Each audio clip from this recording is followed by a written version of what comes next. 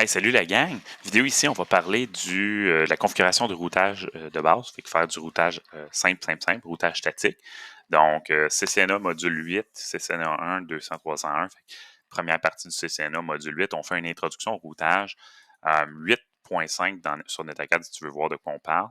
Ceux qui sont étudiants avec moi au collège, on va, dans le projet partie 3, on va faire un petit peu de routage, on va faire quelques routes. Fait que la vidéo ici est pour vous aider à comprendre les concepts de base du routage. On va aller beaucoup plus en détail en réseau 2, donc dans la deuxième partie du CCNA, mais je voulais faire une introduction pour aider les étudiants qui sont avec moi dans le projet ou qui veulent déjà un peu avoir une meilleure compréhension de ce qui va se passer dans la prochaine partie du CCNA. Fait que dans le fond, le routage, là, c'est super niaiseux. Je te le récapitule, puis on va aller faire une démo avec Packet Tracer. Grosso modo, un routeur connaît les réseaux auxquels il est branché. Fait qu'en ce moment, là, j'ai un routeur 1, il connaît les deux réseaux auxquels il est branché. Il est directement connecté au réseau, ce que le PC1, puis il est directement connecté au réseau où est-ce que le routeur 1 et 2 ensemble.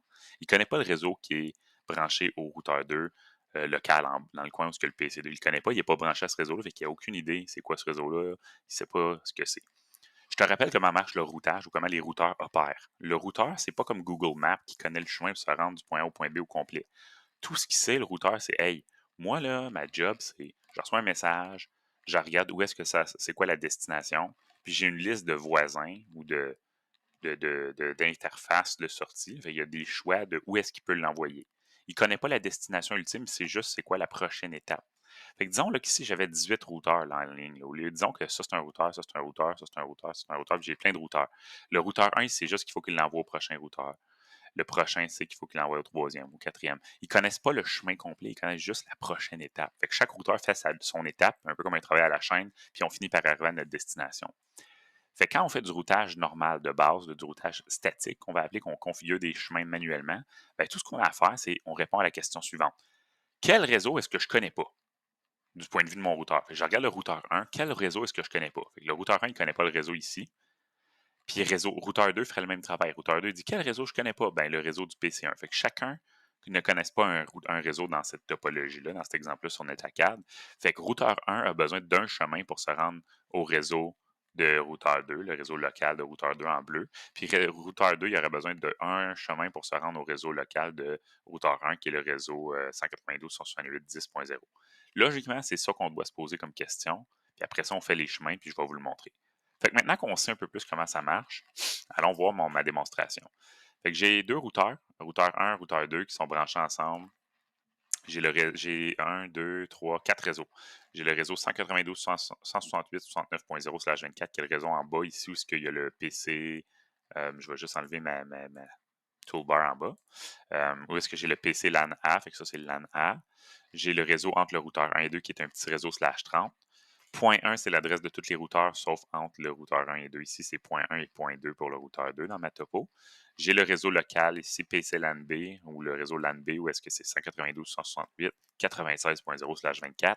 Et puis, j'ai le réseau 192.168.11.0/24, qui est le PC LAN C, ou le réseau ce que le PCC. Fait que 3 réseaux locaux, puis un réseau entre deux routeurs. Fait que là, on va aller faire une config de base rapido presto, OK? On va regarder ça. Puis après, on va aller répondre à la fameuse question, puis on va aller valider. Mais moi, je te dirais, regarde mon diagramme, juste en regardant le diagramme. Regarde le routeur 1, qui est le routeur ici. Qu'est-ce qu'il connaît comme réseau? Qu'est-ce qu'il ne connaît pas? Routeur 2, qu'est-ce qu'il connaît pas? Surprise, c'est écrit en gros, en bleu et en vert, là, mais regarde les réseaux, puis assure-toi que tu as compris quel réseau il connaît ou pas, puis on va aller valider tout ça après. Fait que je commence par la config. Les PC sont déjà configurés avec leur adresse. J'ai rien à faire, c'est déjà tout fait. Les commutateurs, c'est des commutateurs stupides. J'ai rien configuré. Ils sont juste là pour traverser le signal des PC. Ceux qui ont déjà suivi un cours réseau avec moi, là, je le dis souvent, là, mais un commutateur qui n'a rien de configuré dedans, qu'on ne configure pas les ports, puis des réseaux, puis des trucs spéciaux, là, disons, qu'on va voir dans le CCNA2, j'appelle ça une multiprise réseau glorifié, moi. Ça sert à rien que brancher plein d'équipements ensemble, mais ça fait rien vraiment d'intelligent. Ça fait juste envoyer le signal au bon endroit, comme une multiprise, mettons, qui envoie le courant pour plusieurs appareils. Voilà de même. En réseau 2, dans le CCNA2, là, on voit qu'on peut faire bien des trucs super cool avec un commutateur. Fait qu'allons faire la config des routeurs super rapidement. OK, conft, j'ai déjà donné le nom, là, fait que je vais faire hostname R1 naturellement. Après ça, je vais aller faire interface G000, qui est l'interface en bas ici du LAN A. Je vais aller donner l'adresse .1, fait que 192. l'IP adresse 192.168.69.1. Là, je vais rapide. C'est pas le but de l'exercice de faire la config de base. Tu devrais déjà maîtriser ça. No shutdown pour activer l'interface. Puis là, je vais aller faire l'interface série entre les deux routeurs. Interface S0/2/0. Et je vais donner l'adresse .1 au routeur 1. Donc, IP adresse 209.165. Excusez, je le avec mon clavier. Puis j'ai de quoi dans l'œil. .200.1, 255, 255, 255, 252. Le shutdown. Je peux mettre une description, mettons description R2, OK, pour dire que c'est le lien vers R2. Puis j'ai pas mal fini. And right now. Fait que j'ai juste mis des adresses IP, activer les interfaces d'attitude. Routeur 2, j'ai déjà fait la config, j'ai triché un peu, là, mais bon. Fait que j'ai été dans l'interface G001, qui est l'interface vers le LAN C. J'ai mis l'adresse .1. J'ai mis nos shutdowns. Je vais faire l'interface G00. Et là, je vais faire IP address 592.168.96.1, 255, 255, 255.0. No shutdown. Et je vais faire le lien série entre les deux routeurs. Fait qu'il y a interface S0/2/0. No shutdown. Boum, le lien est vert maintenant. IP adresse 209.165.200.2, 255.255.255.252. No shutdown, je l'avais déjà fait. And je sauvegarde. OK. Fait que là, mes configs sont faites. Fait que là, si on revient à ma question de tantôt, j'ai dit pour faire le routage, dans ton projet, tu vas faire la même affaire, c'est juste pas la même topologie. Pour chaque routeur, tu poses la question suivante. Quel réseau mon routeur ne connaît-il pas? Fait que routeur 1, il connaît quoi? Il connaît le réseau du LAN. Ah, il est branché dedans. Il connaît le réseau 192.168.69.0. Puis il connaît le réseau 209.165.200.0 parce qu'il est branché dedans. Il est branché à R2 directement. Qu'est-ce qu'il ne connaît pas, le routeur 1? Ben, il ne connaît pas le LAN B. Il ne connaît pas 192.168.96.0 parce qu'il n'est pas branché à ce réseau-là. Il n'est pas directement connecté, donc il ne peut pas le connaître, c'est impossible. Puis il ne connaît pas 192.168.11.0/24, le réseau ici. Fait que logiquement, là, si j'enlève mes beaux petits dessins, là, le PC, ben, en fait, là, le PC, le routeur 1, il ne connaît pas les deux réseaux en bleu ici. Là. Mettons que je tasse mon rond. Il connaît le réseau ici, mais il ne connaît pas le réseau en bleu. Routeur 2, je vais me poser la même question. Routeur 2, qu'est-ce qu'il ne connaît pas? Il connaît le réseau en bas ici, il connaît le réseau à droite, il connaît le réseau entre les deux routeurs. Ce qu'il ne connaît pas, c'est le réseau en bas, ici, 192.168.69.0/24. Fait que c'est les réseaux auxquels il n'est pas connecté. Fait que maintenant qu'on sait ça, là, on laisse ça de côté. Je vais enlever mes ronds. On va aller configurer ce qu'on doit faire, ce qu'on a à configurer, puis on va aller valider ce que je te dis. Moi, j'aime bien ça, vous prouver pourquoi j'ai raison, pourquoi ce que je vous dis, c'est pas des niaiseries. Comme ça, tu as une preuve que, ce que je te dis, c'est pas des. Je te compte pas des pipes, puis c'est pas des niaiseries. Puis c'est rassurant, moi, je trouve, d'avoir une preuve. Fait on va aller voir. Fait que le routeur 1, qu'est-ce qu'il connaît? On peut faire la commande show IP route pour voir les routes qui sont configurées déjà. Puis par défaut, il va y avoir déjà des routes. Même si je n'ai pas activé de routage, je n'ai pas configuré de route, je n'ai pas fait rien, il y a déjà 4 routes. Les L, on va les oublier, c'est les interfaces. C'est, regarde, 192.168.69.1, c'est l'interface du routeur 1. 209.165.200.1, c'est l'interface aussi. Fait que ça, c'est juste pour dire, il y a une route pour dire, hey, ça, c'est l'interface du routeur. Pour le moment, dis-toi ça, on va l'oublier. Mais j'ai deux routes C. Les routes C, c'est directement connecté. 192.168.69.0 puis 209.165.200.0. Ça fait du sens, fait qu'il connaît le réseau en bas puis il connaît le réseau ici. Fait qu'il ne connaît pas le réseau en bas de routeur 2, 192.168.96.0, puis il ne connaît pas 192.168.11.0. Ça fait du sens, c'est ce que je vois ici. Il ne voit pas, ces réseaux-là ne sont pas là. Fait que c'est les deux réseaux que je dois ajouter. Du point de vue de routeur 2, même affaire. Bien ça. Show IP route. Il y en a plus dans routeur 2 parce qu'il est branché à trois réseaux. Il est branché à 192.168.11.0, 96.0, puis 209.165.200.0. Il est branché à ces trois réseaux-là, mais il ne connaît pas 192.168.69.0. Fait-tu du sens? Oui. Il connaît 192.168.11.0, 96.0, puis il connaît 209.165.200.0. Il ne connaît pas celui-là. Fait que moi, ce que je sais, c'est qu'il faut que j'ajoute deux chemins sur le routeur 1 vers les deux réseaux là-bas. Voici comment on fait. C'est super, super facile. Je te le montre rapidement. Puis après ça, on va être tout correct. Tout va être fait. Conf T. IP route. On va juste taper à la commande IP route. Ça me permet d'ajouter un chemin. Fait que IP route, je dis c'est quoi le réseau. C'est ça la règle ou le mécanisme pour faire une route. Fait que le routeur 1 veut une route pour se rendre au réseau LAN B. Fait que ça va être IP route 192.168.96.0. Puis là, je mets le masque 255, 255, 255.0. Fait que j'ai écrit l'adresse, le réseau puis le masque, excusez. Puis là, je vais juste dire où j'envoie les paquets destinés à ce réseau-là. C'est juste ça, une route statique. Le réseau, le subnet, le masque, où je l'envoie. Puis où je l'envoie, il faut que ça soit l'adresse du prochain routeur directement connecté à moi. Fait que routeur 1, il connaît quoi?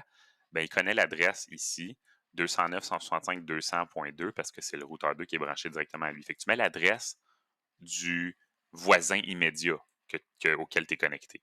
Fait que le routeur voisin ou celui auquel tu vas acheminer. Disons que j'aurais eu deux choix, deux routeurs, ben, je pointe à une des deux adresses, là, à un des routeurs qui est branché directement à moi.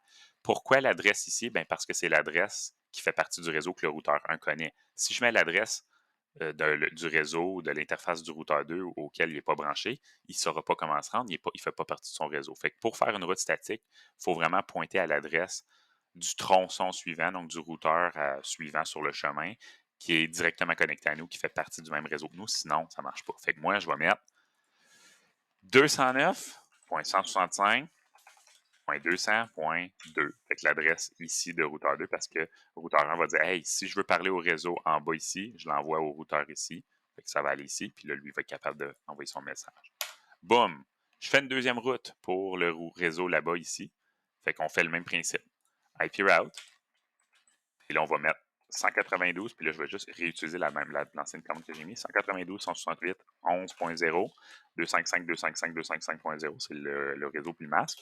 Via quelle adresse? Ben, via le même routeur. Fait que le chemin, c'est le même presque. C'est juste pas le même réseau. IP route, le réseau ici, le masque du réseau ici, via l'adresse du prochain routeur, 209, 165.200.2. Fait que j'ai fait les routes du routeur 1.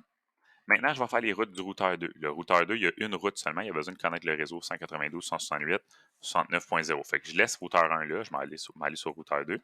Conf T, IP route, 192.168.69.0, 255, 255, 255.0. Fait que j'ai mis l'adresse du réseau, le masque. Et là, je dis où l'acheminer. Fait que routeur 2, pour rejoindre le réseau en bas, il doit parler au voisin ici. Il doit l'envoyer à 209.165.200.1. That's it.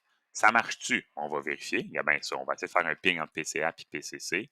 Si ça marche, on a compris, on est génie, mais on va aller vérifier ça. Fait que là, je suis sur PCA, je vais faire ping 192.168.11.100. Puis là, le premier ping, il échoue toujours. C'est normal. Puis moi, je suis paresseux, puis j'aime ça que ça aille vite. Fait que tu vois, le premier ping a échoué dans Packet Tracer, c'est normal. J'en ai déjà parlé un petit peu, mais regarde, là, tu vois, j'ai les 4 pings qui ont passé, ça a marché. J'ai pas eu aucune perte. 4 messages envoyés, réponse de l'adresse que j'essaie de rejoindre. 4 messages envoyés, 4 reçus, aucune perte, ça marche. Fait que le ping fonctionne, mon routage a marché. Pourquoi? Allons voir ma table de routage, puis je conclue la vidéo avec ça. Show IP route. Regarde bien. Maintenant, si on regarde la table de routage, j'ai une route qui dit sur le routeur 1 comment rejoindre 192.168.69.0, qui vient de s'ajouter avec le chemin qu'on a tapé. Puis j'ai une route pour rejoindre 192.168.96.0. Et j'ai mes routes directement connectées, mes deux routes C qui sont déjà là, puis les L pour mes interfaces. Fait qu'en tapant mes deux commandes de route, ça a marché. Fait que si on récapitule, je fais la liste des réseaux que je ne connais pas sur chaque routeur et je fais un chemin qui dit IP route, l'adresse réseau que je ne connais pas, le masque associé à ce réseau-là. Et là, je mets l'adresse du voisin immédiat auquel je veux envoyer les paquets pour rejoindre ce réseau-là. Je fais ça pour tous mes routeurs. Fait que routeur 1 vers les deux réseaux qu'il ne connaît pas, routeur 2 vers le réseau qu'il ne connaît pas. That's it. Après ça, on est all set, ça va marcher. Fait que si tu regardes routeur 2, j'ai fait la même chose. Show IP route. On a maintenant une nouvelle route statique parce qu'on a configuré du routage statique. 192, 168, 69.0. Fait qu'on a un chemin pour se rendre à 192, 168, 69.0. That's it. Fait que j'espère que cette vidéo-là t'a donné un coup de pouce. Laisse-moi savoir en commentaire si la vidéo t'aide, s'il y a d'autres choses que je peux faire pour t'aider. On se retrouve dans d'autres vidéos, gang. Merci.